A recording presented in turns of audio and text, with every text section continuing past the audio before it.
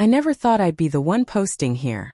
I used to read these stories late at night, shake my head and think, that could never be me. But now I'm sitting at my kitchen table, typing this with a pit in my stomach, realizing I've become one of those women. My husband, Daniel 38M, and I, Sarah 36F, have been married for 10 years. We have 2 kids, one in 3rd grade, the other in 1st, and a golden retriever who sheds like it's his job. On paper, our life looked perfect. He worked in an office, I worked part-time from home so I could be there for the kids, and our days followed a comfortable rhythm. Morning coffee together, school runs, quick check-ins over text, family dinners when he wasn't working late. Daniel thrived on routine, or at least I thought he did. He liked things predictable. He liked things safe. And honestly, I did too. Until suddenly routine wasn't enough for him. The first cracks were subtle. He started buying clothes I'd never seen him care about before. New button-ups, expensive shoes, even cologne he swore he just picked up on sale. I joked that it looked like he was having a midlife crisis, and he laughed, kissing me on the forehead, saying, "If I was having a crisis, you'd be the first to know." But something about the way he said it made me uneasy. Then came his phone. Always glued to him.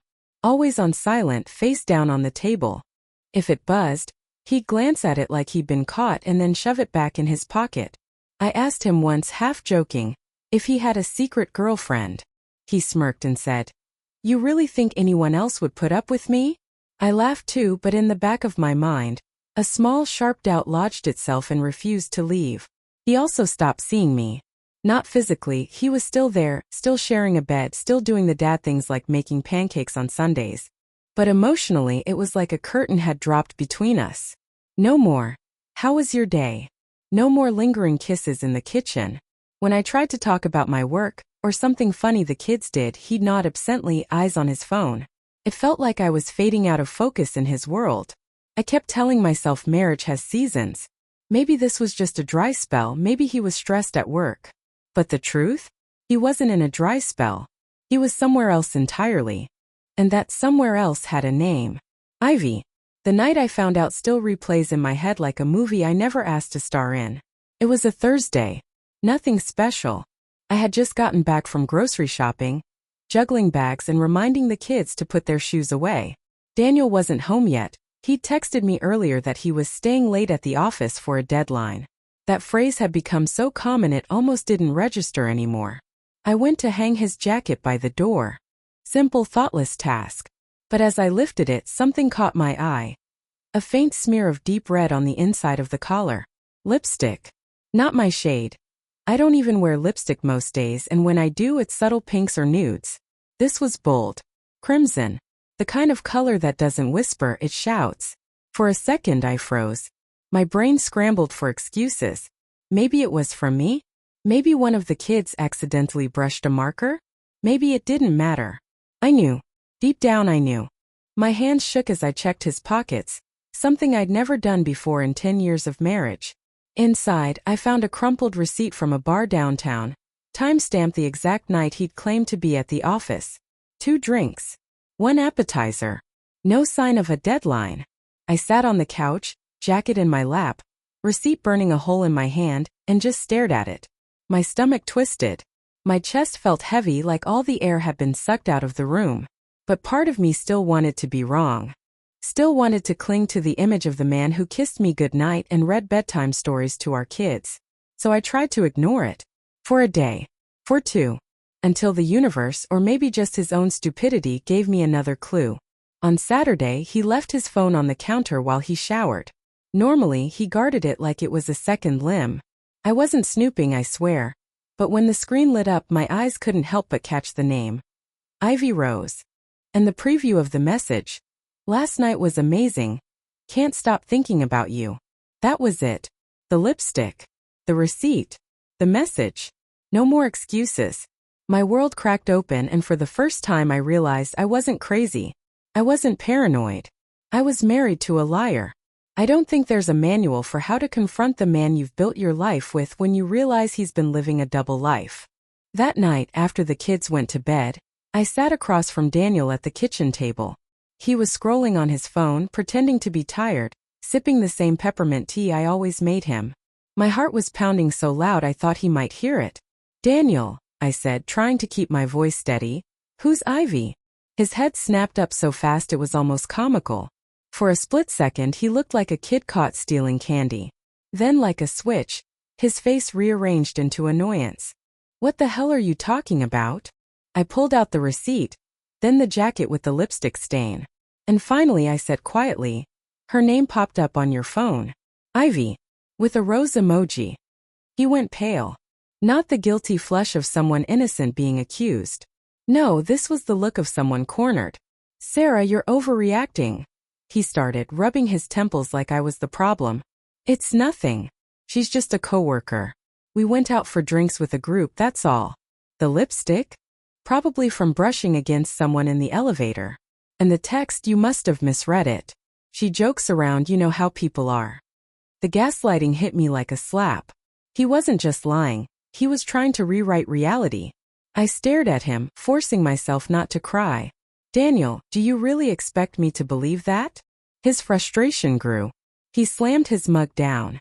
Why can't you just trust me? God, Sarah, you're always so paranoid. Maybe if you paid more attention to me instead of the kids, I wouldn't have to look elsewhere for excitement. That was it. He'd said the quiet part out loud. He wasn't even denying it anymore.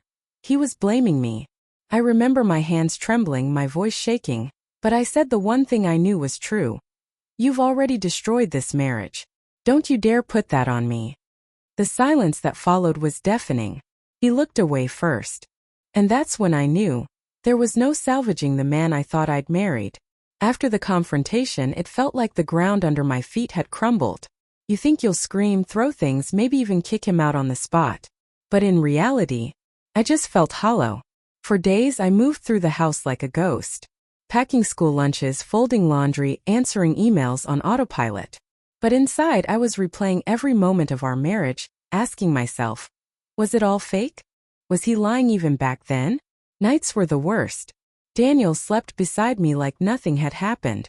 I'd hear him breathing, calm and steady, while my chest tightened until I thought I might suffocate. I'd cry silently into my pillow, too proud to let him see, too shattered to sleep. The lies piled up in my head. The late nights at the office. The work trips. The new cologne. The sudden interest in working out. Every little thing I brushed off now screamed at me like flashing warning signs I'd ignored. And worse, I hated myself for not seeing it sooner. For being the dutiful wife, steady and predictable, while he chased neon lights and lipstick smudges. I confided in my sister one afternoon, sitting in her car because I couldn't bear the thought of the kids overhearing. She grabbed my hand and said, Sarah, he's not just cheating. He's manipulating you. Don't let him rewrite the story. That broke me, because deep down I knew she was right. Daniel wasn't apologetic. He wasn't remorseful. He was angry I had caught him, and angrier that I refused to believe his excuses. I started journaling late at night, pouring out everything I couldn't say out loud, writing about the betrayal, the humiliation, the sharp stab of realizing the man who once cried at our wedding vows now mocked them with every secret text. And slowly, painfully, I came to accept something. The man I loved no longer existed. Or maybe he never did, not the way I thought. After weeks of cold shoulders, half-truths, and me quietly unraveling, Daniel finally decided to come clean. If you can even call it that.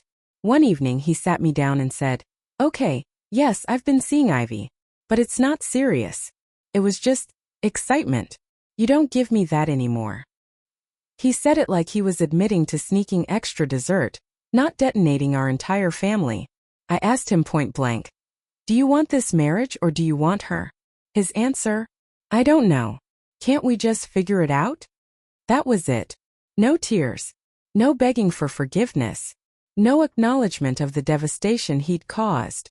Just a shrug like our 10 years together, our children, our home, could sit on a shelf while he decided whether the chaos of Ivy was worth it. So I made the decision for both of us. I told him I wanted separation. That I couldn't share my bed, my life, my future, with someone who lied to my face and blamed me for his choices.